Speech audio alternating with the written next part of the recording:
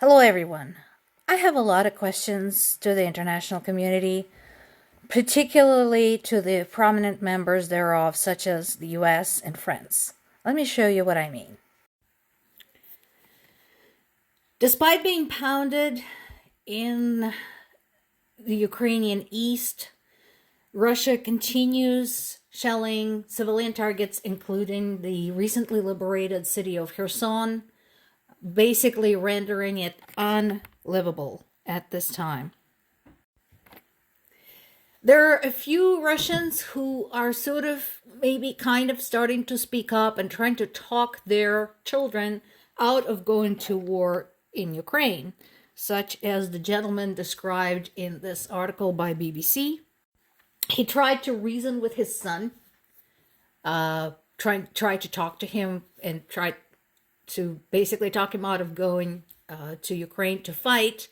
And eventually his son, who did go to Ukraine but saw what was going on there, refused to fight, but then he was imprisoned. If you don't think that's ridiculous enough, there are now people getting fined for so much as mentioning Zelensky or anything related to Ukraine on the internet.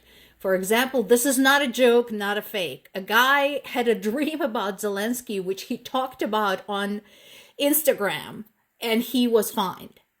It's a good thing he wasn't jailed. So that's what's going on. Russia's invasion of Ukraine continues to affect neighboring countries, specifically one of the more vulnerable ones, Moldova. It has very little industry of its own.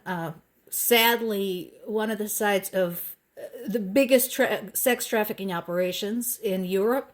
And, they are getting slammed also with the electricity shortages, food shortages, and so on and so forth. But again, Moldova is not a member of NATO or EU, so nobody gives a shit.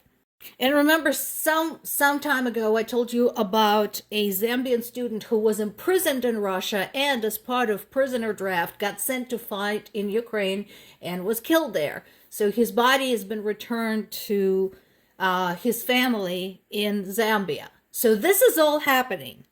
And yet, why?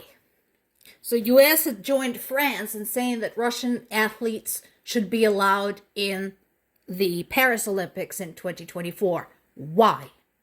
First of all, it is on record that 90% of Russian athletes support Putin. They have made official statements supporting this special operation. Second, if you don't punish a country for invading other countries, how are they going to learn? Thank you for watching.